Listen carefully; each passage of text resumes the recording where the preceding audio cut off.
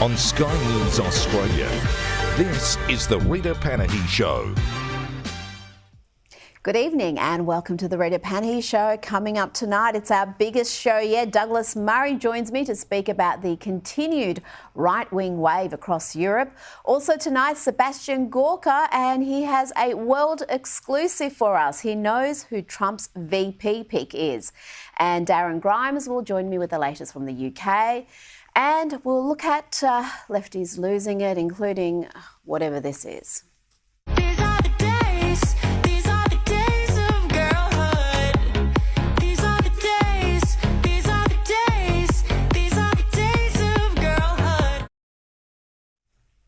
But first, let's get to the day's headlines with Sky News contributor Prue McSween.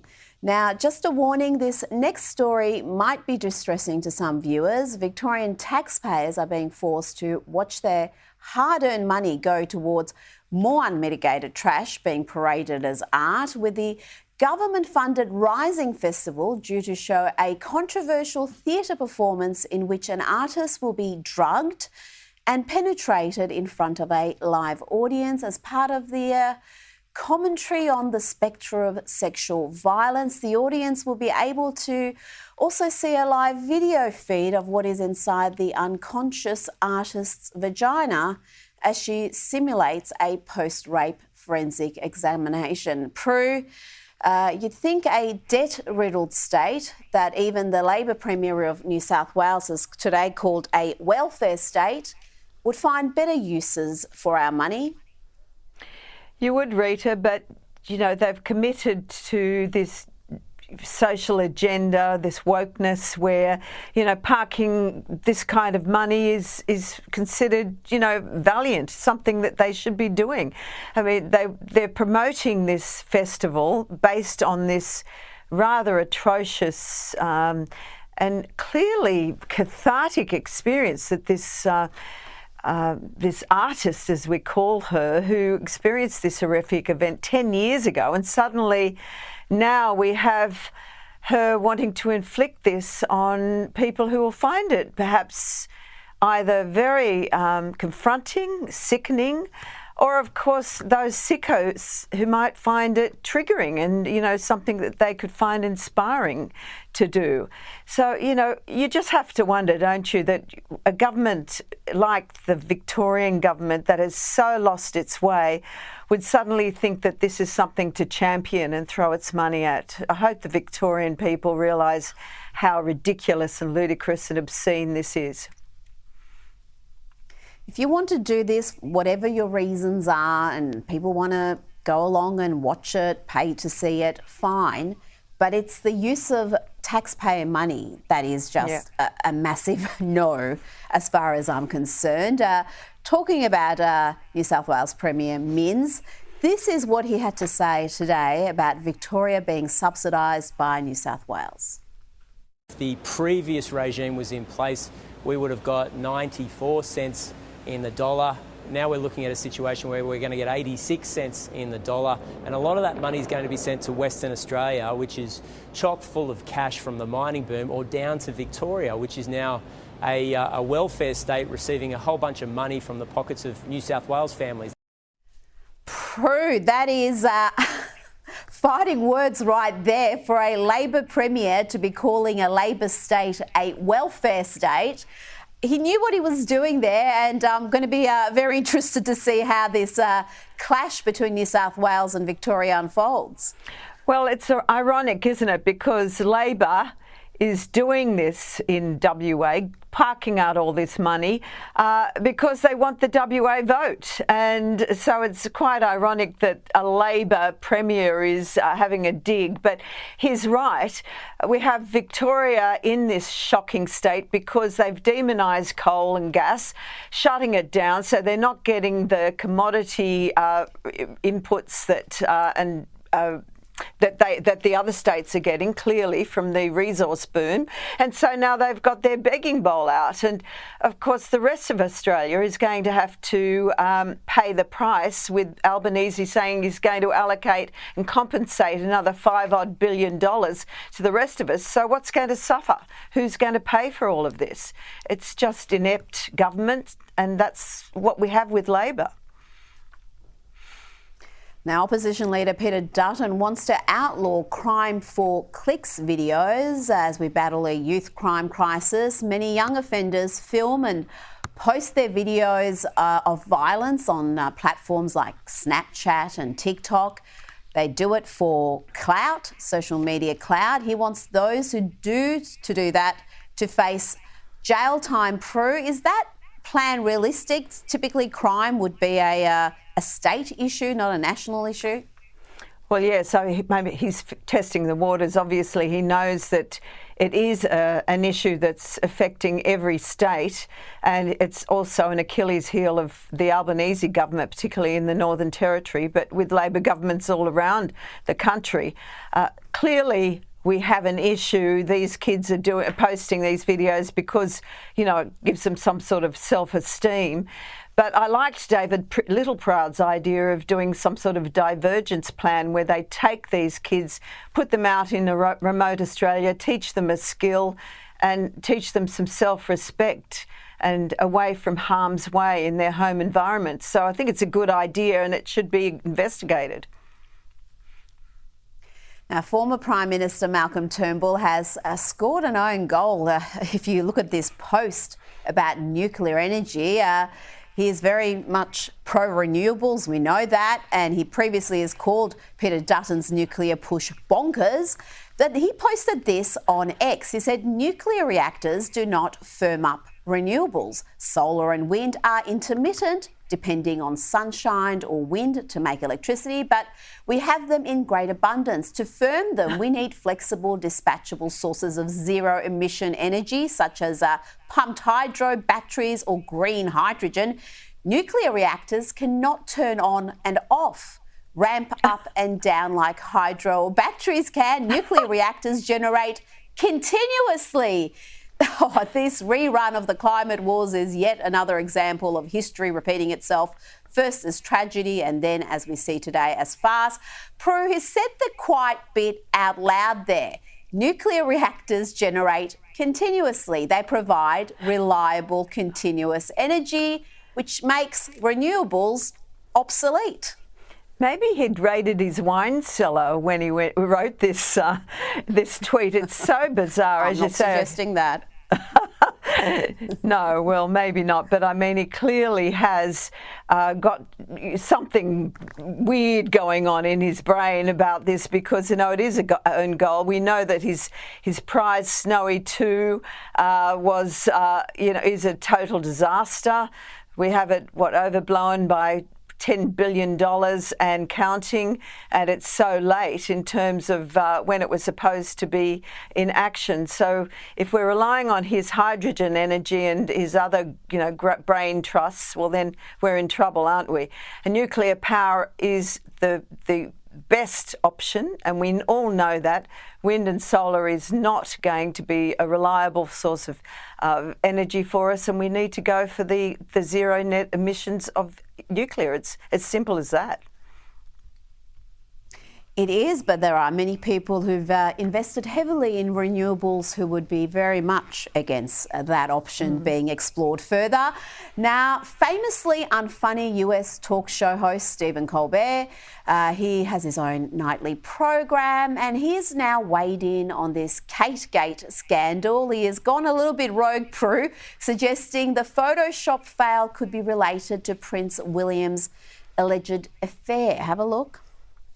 The kingdom has been all flutter by the seeming disappearance of Kate Middleton. Well, now internet sleuths are guessing that Kate's absence may be related to her husband and the future King of England, William, having an affair. Oh, no. Since 2019, according to tabloids back then, when Kate supposedly confronted him about it, he laughed it off, saying there was nothing to it. Aha, always a good response when your wife accuses you of cheating. Ha ha! Imagine me having an affair. It is to laugh. It reminds me of a jape. Knock, knock. Who's there? Oh, it's my illegitimate son. I've knocked up my mistress. Prue, we'll get the final word on this controversy, hopefully for the last time ever, from Douglas Murray shortly. But I do need your theory on what we've heard and seen this week, and feel free to pass any comment on Stephen Colbert. Well, for a start, we need to check this bloke's ratings. He's obviously trying to get a headline or two, and the canned laughter was quite pathetic. Look, this whole saga, I think, has been so overblown. It's a very strange series of events, and we know that. I tend to believe that she probably just did the amateur editing and photoshopping and made a serious mistake. One will never know, I guess, what's really behind it all. The fact that they're dragging up a supposed affair is really just trying to give this story some more air.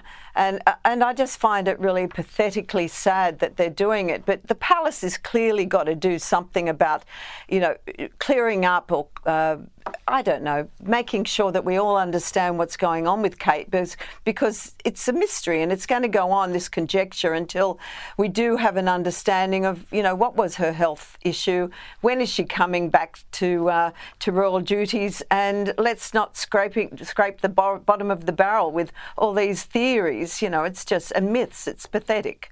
Now, before you go, Prue, let's check in on Greta Thunberg. Swedish police have had to forcibly remove her from the entrance of the Swedish Parliament after she and other protesters blocked it for a second day. There she is, being carried away. You know what? She's an adult now. She's no longer a child, Prue, and she has done enormous damage. This attention-seeking young woman has caused so much damage with bad policy and also just sending kids into climate anxiety with her catastrophist predictions about climate change. She's a parody of herself. Will someone just give the girl a job if she's able to do it? I mean, it's just pathetic and so sad. You're right. She missed a lot of school, so I don't know what she's qualified to do, but let's hope she finds meaningful employment and soon. Prue McSween, thank you for your time this evening. Joining me now is best-selling author Douglas Murray. Douglas, it's been a good week for vulnerable gender-confused children in the UK, with the NHS banning puberty blockers for minors, and it's been a good week, I've got to say, also for all the courageous souls from both the left and the right of the political spectrum who fought at considerable personal cost against these gender-affirming care models. That's got a pretty sounding name, but these policies have been proven over and over again to be harmful. That's absolutely right, Rita. I've said to you before, one of my rules is assume that because everybody and every age in the past did things that we are just amazed and horrified by, don't just look at what those things were in the past, but look at the things that we might be doing today that people who come after us will look at with equal bafflement and horror. And I've said for years that one such thing is likely to be the medicalization. One thing that our own successors will look at us with just bafflement over was that people going through childhood in our societies, in our highly developed, very, very liberal democratic societies, children going through ordinary childhood experiences of problems with their bodies, worries about their bodies, worries about their future, were being medicalized. And secondly, that they were being medicalized with consequences they were not informed about. And in some cases, because the doctors knew and didn't think it was helpful to tell them, and in other cases, because the medical literature just wasn't there yet. In other words, our societies were experimenting on children with no knowledge of what would happen. Well, in recent years, we have learned from proper medical studies some of the things that can happen. You mentioned the the niceness of the sounding of some of these things. It's all gender affirmation or puberty blockers, as if you just block puberty. No, the puberty blockers that many people, many children were given have made them infertile for life. In other words, they made some kind of uninformed, half-informed child decision. We don't allow children to choose to smoke or to drink alcohol or to get a tattoo, but they were allowed and sometimes encouraged to go on a pathway which had irreversible changes on their entire life.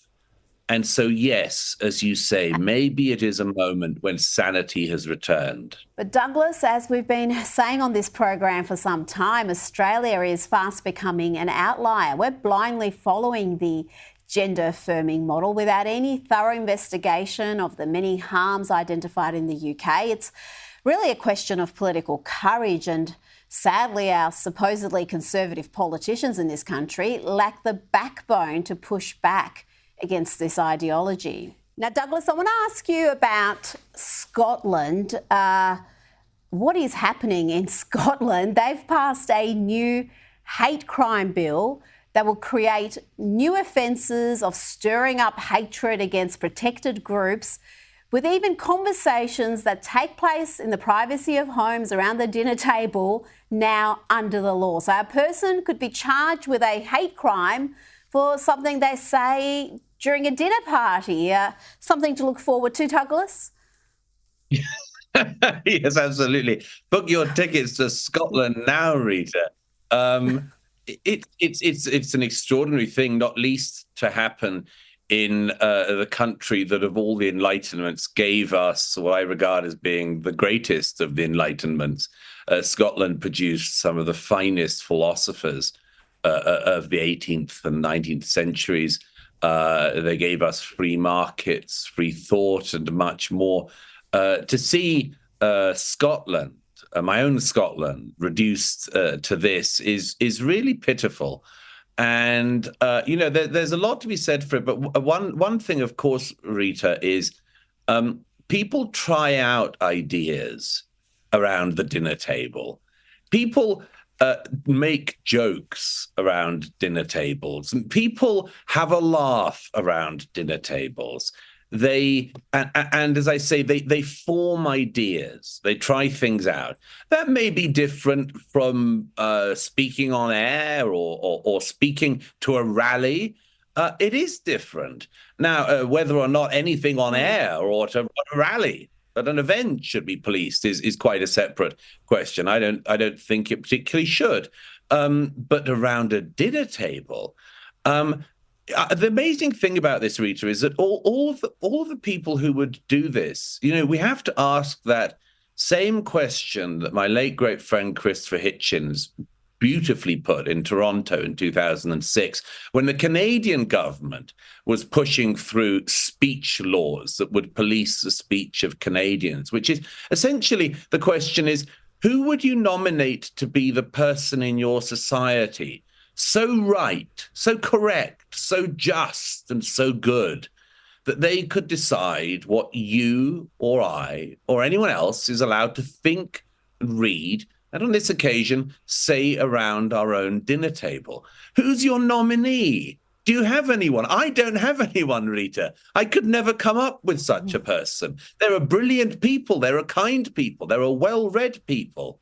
But who would be the person who you would nominate to decide what could be said at any dinner table and all dinner tables in the land? And the answer is there is no such person. We tried this sort of thing in Europe in the past. We tried having inquisitions. We tried having a clerical class who decided for the better of the public what the public could know, read, and say. It didn't work out. And the Scottish Enlightenment, among other things, freed the people of Scotland and the world from those kinds of superstitions. And yet here we are, it seems, back again. And so it'll only be stopped if enough people say, no, this isn't Scotland and this isn't freedom. Now, before I get to Kate Gate, and sadly I do have to ask you about Kate Gate, let's have a look at the rise of the right across Europe. We've talked previously about the rise of right-wing parties and leaders from Sweden to Hungary to the Netherlands and now Portugal. With the right there, or the far right if you prefer, has come roaring back at Sunday's election. The far right is once again set to play a major role in the country's political future. That's the headline. The national elections were won by the centre-right Democratic Alliance coalition, Douglas, but it is the performance of the anti-immigration conservative Chega party that is alarming the establishment. You look at their rise, it's quite astonishing. They're now Portugal's third largest political force. They were only getting 1.3% of the vote back in 2019. Now they're up around 20%. Yes, I mean, I think this is a familiar pattern, which you and I have looked at before, Rita. I mean, it's a familiar pattern, isn't it? If you don't address the issues that are very close to people's hearts, very close to their wallets, their pockets, their neighborhoods, if you don't address them, somebody will. And some of the parties that come along to do this are more or less palatable to me or to you, to many other people, but they will come along, of course. And this is just the latest example.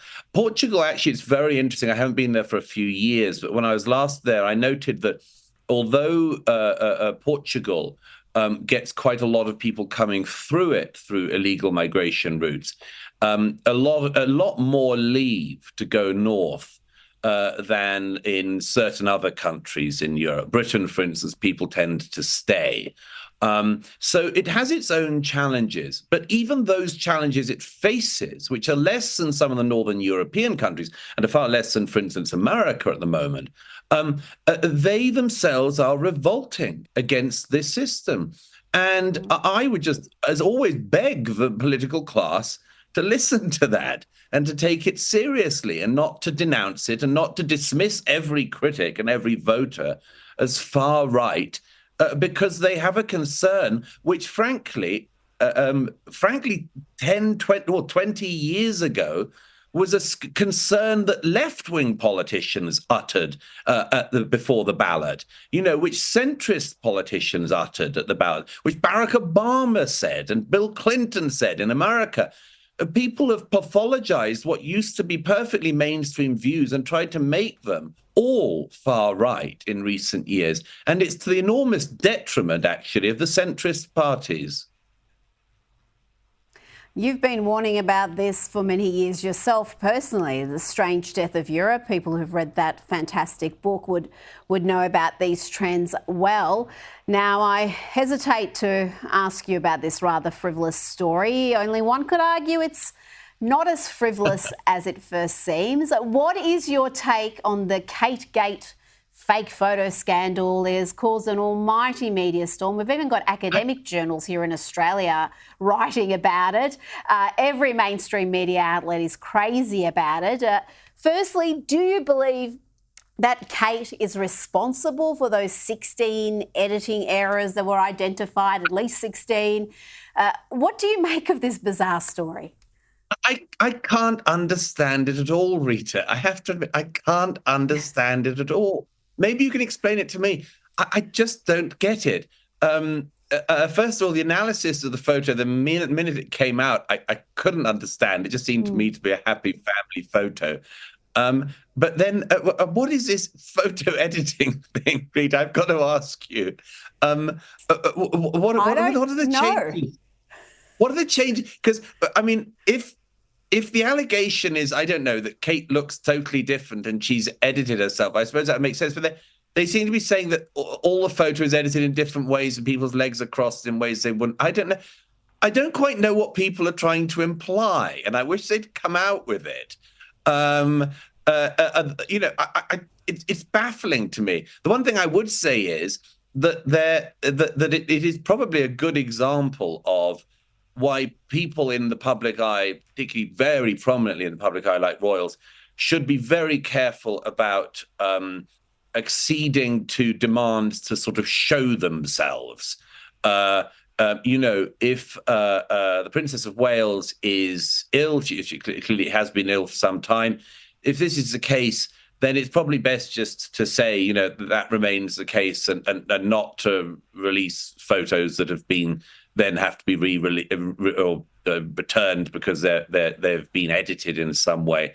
I think that it's very important, and the royals actually have learned this lesson in the past.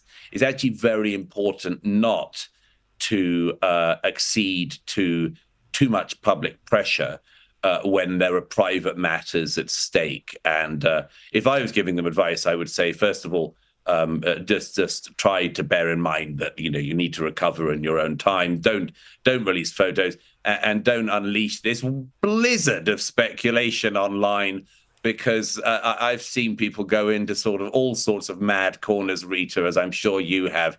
And I think the explanation will simply be that a very nice and a young woman who's been serving her country is recovering, and that's it. And all the people who want to find evidence that the moon landing didn't happen from this photo, they're going to be disappointed. Well, I've got to say, you and I are both naive, because when I first saw the photo, there was no suspicions of wrongdoing, or it could be fake or manipulated or any question marks. I was just like, oh, it's another nice photo of Kate and the kids. Yes. But here we are. Right. Now, Douglas Murray, I see you're in South Africa. I'll have to ask you about that next week, because South Africa and what's happening there, it is fascinating, it's disturbing. But thank you so much for your time this evening. It's a great pleasure to be back with you. See you soon. Still to come, a major scoop from a Trump insider on who his vice president will be, and lefties losing it.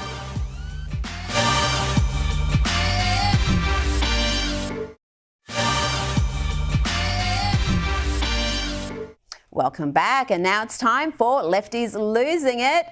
We'll bring you Dylan Mulvaney's latest crimes against womanhood and music very shortly, but let's start with the leader of the free world. See if you can work out what President Biden's trying to say here. Wages are rising faster than prices, and now we have among the lowest inflation rates of any country in America, and we're still fighting to lower it even further. He said America has the lowest inflation rate of any country in America. Okay. Now to Dylan Mulvaney, again mocking womanhood, or girlhood, as the 27-year-old likes to call it. Monday, can't get out of bed. Tuesday morning, pick a mess. Wednesday, retail therapy. Cash or credit, I say yes. Thursday, had a walk of shame. Didn't even know his name. These are the days. These are the days. These are the days of girlhood. These are the days. These are the days. These are the days of girlhood. Every night, raise a shine. They're all mine. Thick or thin, I'll be alright. Got my dolls by my side. These are the days. These are the days. These are the days of girlhood. Good Lord. Someone needs to tell Dylan Mulvaney that cosplaying with lipstick and stilettos does not make you a girl or woman. What he's doing there is mockery. It's woman face, it's deeply insulting to women, but then we have women like Lady Gaga who use Dylan Mulvaney as the symbol of womanhood to celebrate International Women's Day. Give me a break. After its initial strong support of Israel, the Biden administration is now changing its tune. It wants Israel to come to the table and negotiate a ceasefire, with President Biden calling Israel's military conduct in Gaza over the top. And now the press secretary of the US Department of Defense, Major General Patrick Rita, has expressed hopes that Hamas will do the right thing for the Palestinian people. Do you anticipate that Hamas will try to fire on the operation in the causeway? Look, I mean, that's certainly a risk. Again, but if if Hamas truly does care about the Palestinian people, then again, one would hope that this international mission to deliver aid to people who need it would be able to happen unhindered. He hopes a group of bloodthirsty terrorists will do the right thing. He hopes Hamas, who use Palestinian children as human shields, will do the right thing. Joining me now is former strategist to President Trump and host of America First, Dr. Sebastian Gorka. What do you make of Major General Patrick Ryder's comments there? Well, before I erupt with regards to the Major General, let me just say, Rita, I have been a fan for many years. When I'm preparing for my 3 hours of daily radio or my weekly TV show on Newsmax, I just say, find out what Rita said. We'll use a clip of hers. God bless you for what you do, especially when it comes to the senile old git in the White House. On my radio show today, I just unleashed against this man. That's a 2-star general who hopes that terrorists won't shoot at U.S. troops and sailors when we build this la-la land, crazy idea of a pier on sovereign Israeli territory to bring aid to the Gazans. I mean, seriously, if we were back in the White House, President Trump would tell the Secretary of Defense, walk downstairs and rip those 2 stars off that cretin and that imbecile, because to say, we hope the bad guys won't shoot at us is beyond anything a second lieutenant should say. Well, this is the case. The Hamas won't do the right thing by the Palestinian people, let alone US servicemen and women. I mean, the whole notion is so divorced from reality, but it's not just the Pentagon spokesman who has high hopes for Hamas. Here is Dr. Bonnie Jenkins, the Undersecretary of State for Arms Control and International Security Affairs, expressing how much she'd love to see a Palestinian state, despite having absolutely no idea who would lead it. Have a listen to this. You're here representing support for a Palestinian state, correct? Yes. Have you analyzed that support objectively? Yes. Who would you assess would lead that Palestinian state? You could name a group, but I'm saying Hamas, Palestinian Authority, Fatah, some other group. Who would lead it? I think that has to be something that's considered, but I think I would have to have a little. I don't feel comfortable saying that without. Have you not assessed what group would lead it? Have you or have you not assessed who would become the leader of that Palestinian state? This is part of a larger discussion. Don't even say who it is. Just answer, have you assessed it?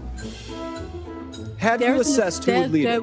Put it this way, there will be an assessment of this question within the U.S. government. I don't know where to start. What do you say to that? How are these people so unprepared and frankly clueless about what they're advocating for? That woman fell off the top of the stupid tree and hit every branch on the way down. I wouldn't trust that woman to make me a cup of coffee or to walk my dogs. I mean, this is the perverse situation we find ourselves here in America. The greatest nation on God's green earth, the greatest military anyone has ever seen. And we're run by people who hate the nation, who are arrogant, who are ideologues, but are also dense, are really stupid. That person is in a position of authority. It's like the National Security Advisor, Jake Sullivan, this pencil-necked dweeb who you know was given noogies in high school. And he's the National Security Advisor who just before October the 11th writes this 4,000-word article in America in Foreign Affairs saying, oh, the Middle East hasn't been this peaceful for 40 years. And then we have the greatest slaughter of innocents since the end of the Holocaust, since the end of the Shoah. And guess what? I'm sure you know this, Rita.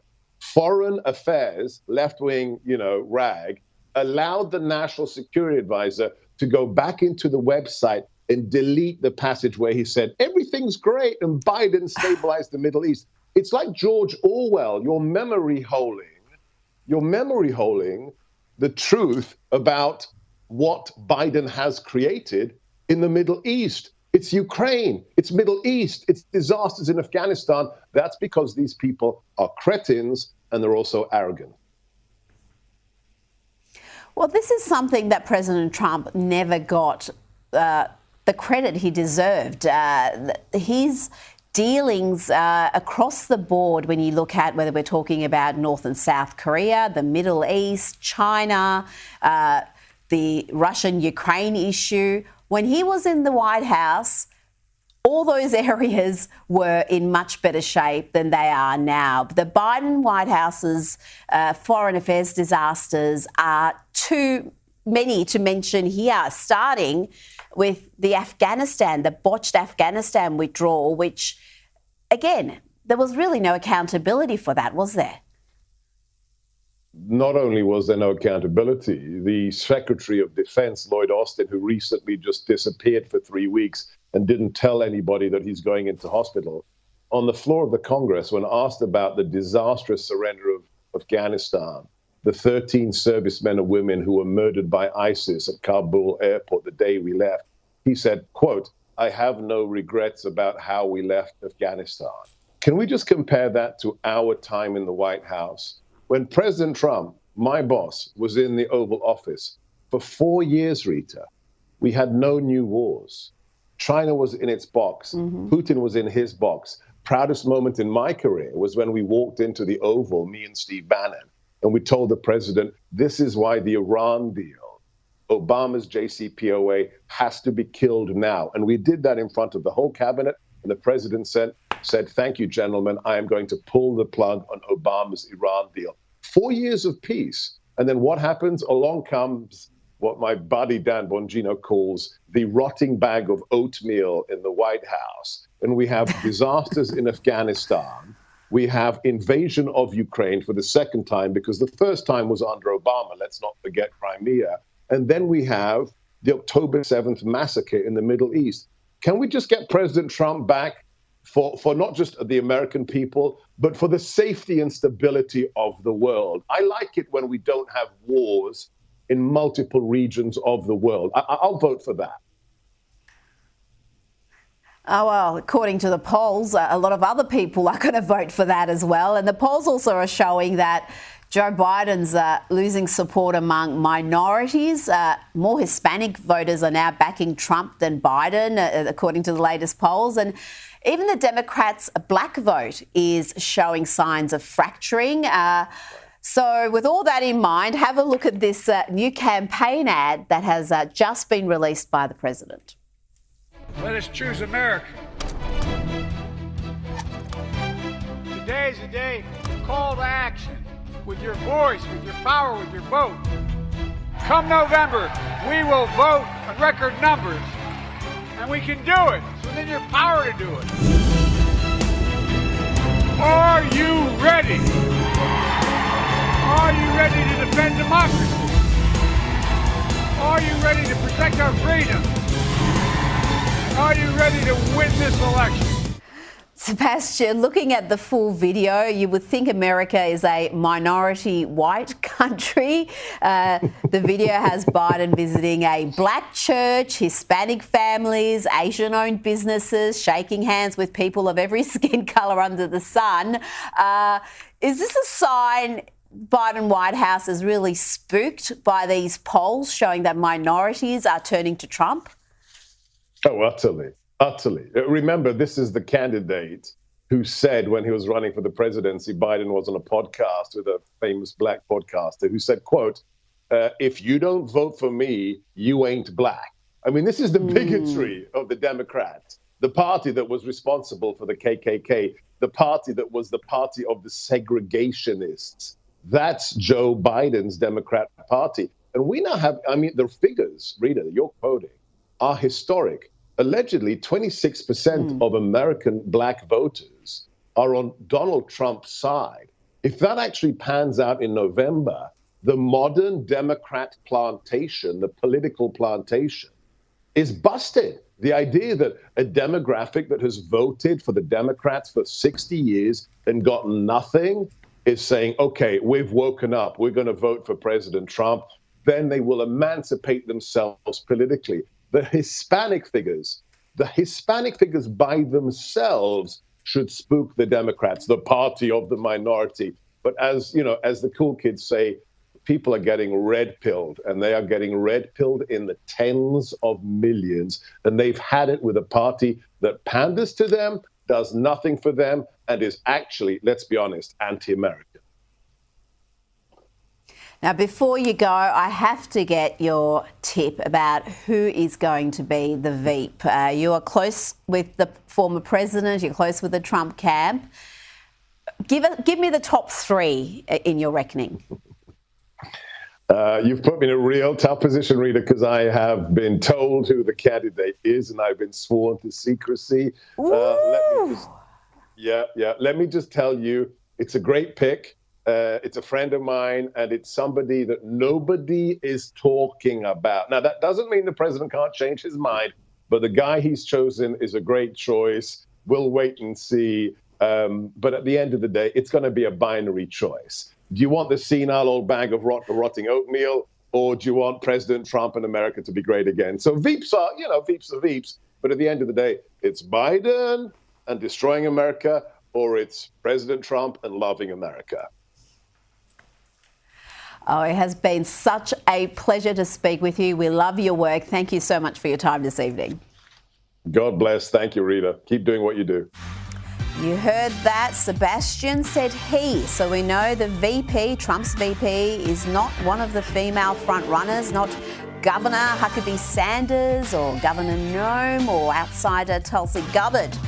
Don't go anywhere, still to come. Darren Grimes on why the UK seems keen to jail people for saying hurty words.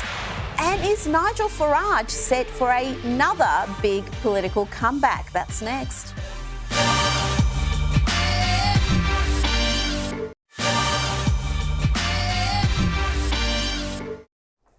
Welcome back. Joining me now is GB News host and founder of Reasoned UK, Darren Grimes.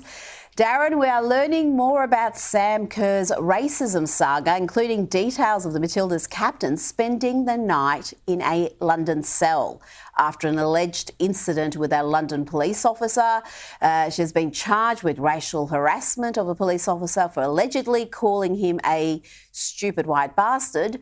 I've got to say, I've written about this last week. I can't believe we're still talking about this, but we've got these revelations today.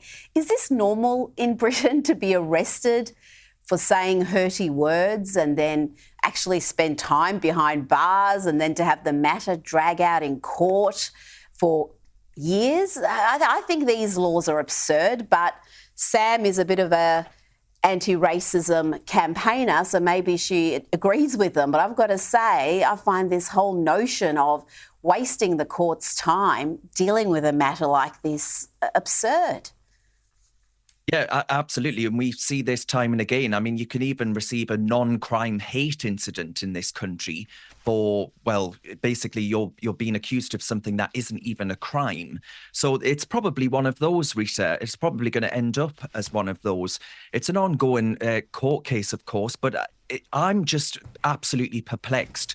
Now, Darren, what I really want to talk to you about is Nigel Farage's right-wing party, Reform UK. They've bagged first Conservative Party defector in Lee Anderson. Anderson is also a GB News host like yourself and Nigel Farage, and he was suspended from the Tories for supposedly Islamophobic comments. We've spoken about that in the past.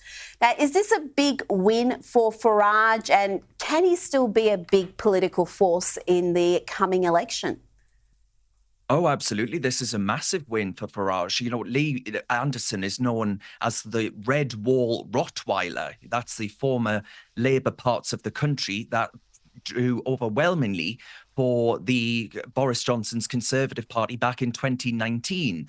You know, they used to be the Brexit Party led by Nigel Farage, as you mentioned, and I think actually they've got a bit of that Brexit momentum behind them because he is a firebrand, Lee Anderson. He's a working class, he was former miner, Rita, and I think Reform UK actually have, dare I say it, the gumption, the balls to stand up for Britain and be proud of our flag, which I'm afraid is all too lost, especially in London, which you just mentioned, under the leadership of Sadiq Khan.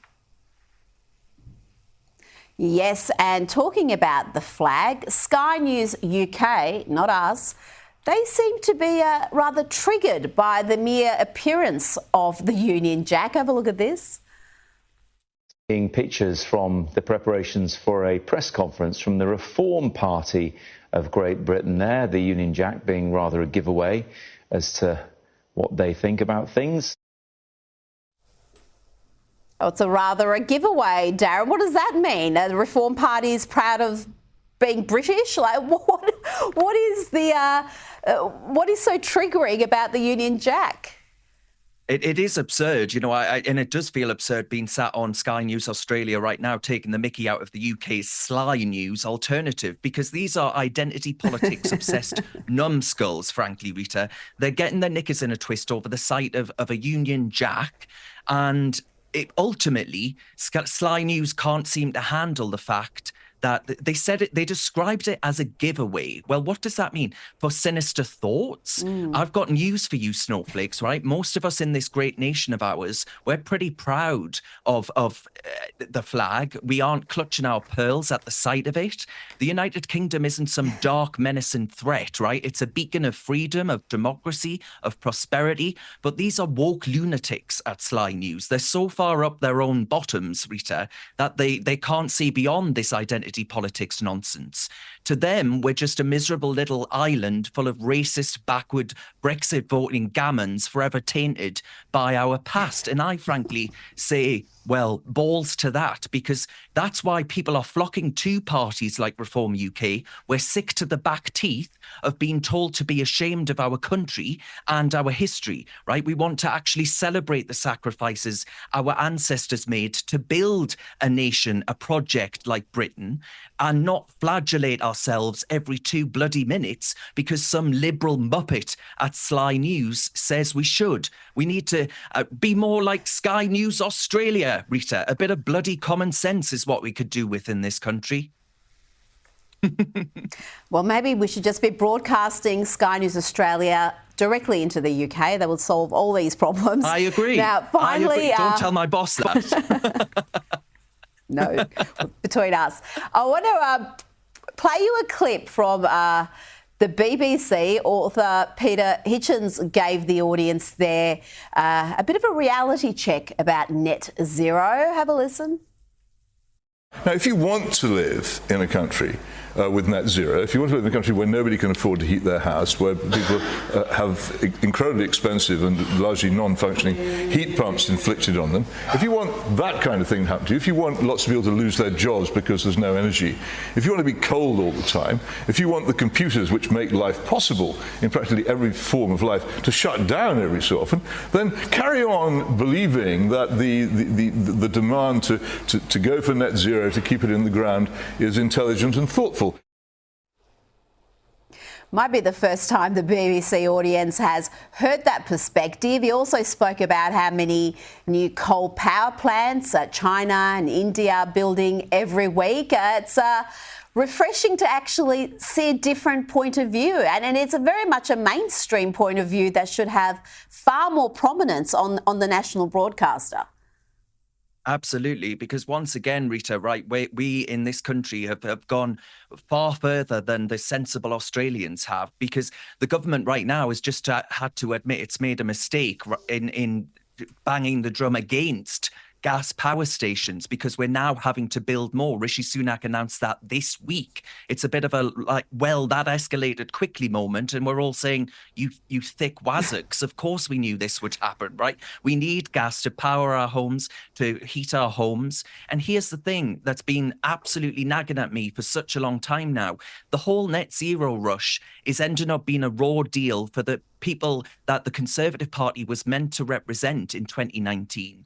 So I was delighted. I described it as a gorgeous moment seeing Peter Hitchens take to task George Monbiot from The Guardian and the Liberal talking heads at the BBC, because he wasn't just throwing words into the wind, so to speak, Rita. He was actually spotlighting the massive gap between our green dreams and the cold, hard reality, emphasis on the cold, because it's your average Joe that's caught in the middle here. Our energy bills are absolutely sky high. So this push for net zero, it may be noble, it may be a laudable thing to want to do, but we haven't got the technology or capabilities to get there without completely immiserating the Western world, including Britain, including Australia, and making the least well off cold, hungry, and poor. Look at the farmers' revolution going on throughout the world right now, Rita, where they're saying this net zero, this eco-zealotry, it's actually ensuring that we can't grow food. This is a wake-up call. We need to throw the towel on green energy and our penchant for it and actually admit that we need a plan B that doesn't leave everyone out in the cold, because that's what net zero means. If you ask me, Rita, net zero, it's net stupid. Well, don't give us too much praise yet, Darren, because our current government is all in on net zero, and some of the emission targets they have set are crazy, which is crazy, mad. unachievable, It is economy mad. destroying. Of course, it's self-harm. It's self-harm for a nation. Darren Grimes, always a pleasure to speak with you. Thank you for your time this evening. And that's it from me tonight. Don't go anywhere. Newsnight is up next.